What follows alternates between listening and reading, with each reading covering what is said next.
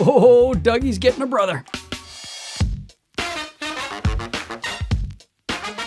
So in case you didn't notice your YouTube feed exploding, Sony has released the new FX30, which is in their cinema line. It is very much like an FX3, but it is an APS-C style sensor, and it is $1,800. And this is a big deal. We're going to talk about that in a second, but first I want to thank Sony for not sending me the camera to review because it keeps me humble. No, I get it. I'm not one of the big guys. I wouldn't have sent it to me either, but I did pre-order it because they can't stop me from doing that.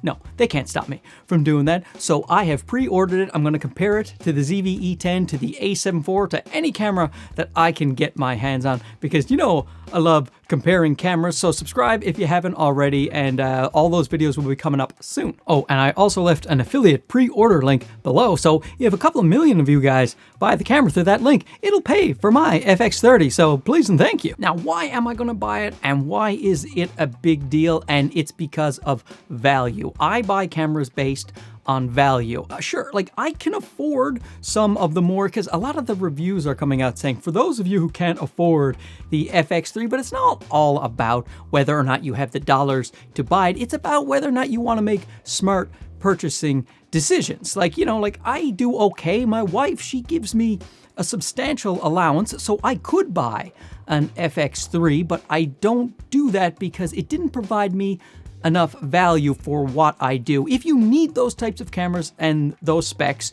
you know who you are. But for me and the documentaries I shoot and the YouTube videos, the online content, the A7 IV is such a great value as being a great photo camera and also a great video camera. The ZV-E10 is probably the best value camera on the planet. I have an old GH5 over there. I bought him because of value is what I'm saying. So right now the FX3, cover your ears, Dougie, is $3,900 USD. And then you have to factor in the lenses that you need for that camera. And if you want nice lenses, it's gonna be pricey. So the $1,800 USD is not only $2,000 less, you can get fantastic APS-C lenses that will give you G-Master-like quality without buying a G-Master. Like this 16mm f1.4 from Sigma, I have put this up against my 24mm G-Master that you're looking at right now, and it holds up fantastically. This Viltrox 13mm f1.4, less than 500 bucks. This one is less than $400. This is one of the best lenses I've ever tested, this Viltrox 13mm. I love it so much. Sony's new APS-C lenses that are out are relatively affordable and amazing, amazing quality. And then, of course, you can use the full-frame lenses on it, as well as I often do on my APS-C cameras. I will use my full-frame lenses when the situation calls for it. So you have more lens options that are affordable. Now, in the full frame world, you can use APS-C crop and get those APS-C lenses, but APS-C lenses do best on APS-C style sensors. They are optimized for it. So I think that it's better to have an APS-C camera and use APS-C lenses and full frame lenses than having a full frame camera that uses the two lens system. Do you know what I'm saying? The reason it is such a great value is a 16-bit raw output. You can do professional raw output from the camera itself through HDMI. It has 4K up to 120. There is a crop in 4K at 120, which is too bad, but it is downsampled still from 6K. When you have a 4K 120 and it's soft, you're not going to use it. So I know it is Sony's prerogative to say, you know what, we want to do the downsampled image, so it is going to be sharper, and that way, if we tried to do the full sensor readout, it would be soft and the rolling shutter would be too bad, and people will complain about that, so they pick one. I personally wish they had the option to do either, so let me choose if I want to have the soft full resolution or full sensor readout of the 4K 120, but still, like with the 4K 60 on the A7 IV, I use it all the time, and I work around the crop no problem. But one of the ways I do work around the 4K 60 crop on the A7 IV is if I want to shoot in 4K 60 for a bit and shoot in 4K 24, but I want to keep the framing the same, I will shoot in APS-C crop mode in my, say, 4K 24, and then when I switch to 4K 60, nothing changes. So I love that option on the A7 IV. So I do wish that the FX30 had that in there as well, so that I could shoot in like an APS-C crop mode, but a 1:1 crop, the same that you get on the 4K 120, just so that if I wanted it consistent, you're filming somebody's wedding and you want to go from 4K 120 back to 4K 24, it'd be nice if I had the option to do the equal crop on all of the modes. Do you see what I'm saying? Now, I don't know for sure that it doesn't have that in there because they didn't send me one for review, but from everything I can see, they don't have a crop mode that goes in there that is equivalent to the 4K 120, which I think is too bad. And if Sony, if you're watching, which you probably aren't, then maybe you could add that in a firmware update.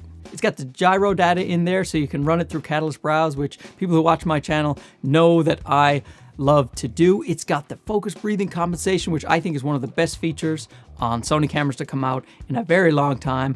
I love the idea of eliminating the focus breathing. I can just buy whatever lens I want as long as it matches up with, Sony. They do it with some of their Gs and some of their G Master lenses, but it is a great addition. People who have an A1 are still waiting for their update for focus breathing compensation. Well, you got your fancy camera, but I'm winning this one, guys. Another good value for the camera is that it has a 26 megapixel sensor. So I like that. If I want to take photos, sometimes I like to print them out and blow them up and put them on the old walls here, adorn the walls with my terrible photography. And a 26 megapixel sensor is better for me than a 12 megapixel sensor that is in the FX3. I don't have a viewfinder. I'm a little ZV-E10, a little Dougie here, but I take pictures with him all the time. So I can take pictures with the FX30 as well.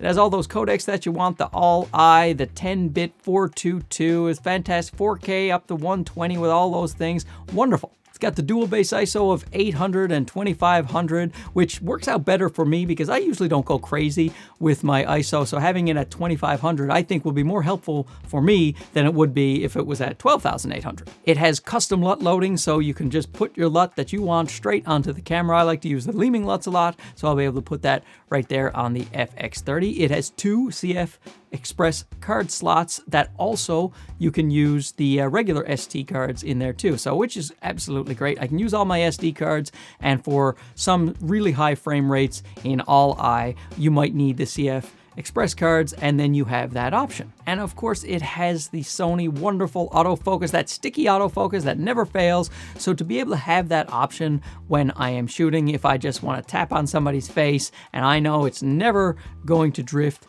that is absolutely wonderful. To be able to have 4K 120 or 16-bit RAW and also perfect autofocus is like if you get a Canon C70 or a Panasonic GH6 or, other cinema camera type cameras, you don't generally get autofocus this fantastic and nowhere certainly near this price point. And it also has the option of timecode support as well as that handle that you can buy for the FX3 where you can plug in the XLRs. But you also have the option to not buy that handle, making it even cheaper. And that's the way I'm going to go because I like to record my audio separately, so I'm not going to buy that handle and I'm going to get it for the lowest price that I can because I like value. Now, I'm recording this video in the middle of the afternoon. My kids are home sick from preschool, but they're up there crying. They're not alone. Their mother is with them. I wouldn't leave them alone to make a YouTube video for more than a few minutes. Anyway, it's just I wanted to get my thoughts out there because a lot of the people in my comment section, they've been asking me what I think about the announcement because they probably expected me to have a review unit, but I didn't. I didn't get one. I'm not hurt. I'm not. Anyway, don't forget to like, subscribe, leave your comments down below. What do you think of the camera? Are you thinking about picking one up? Or are you just going to wait for all of my fancy reviews that are coming? Well, anyway, we'll talk to you again soon. Okay, bye-bye.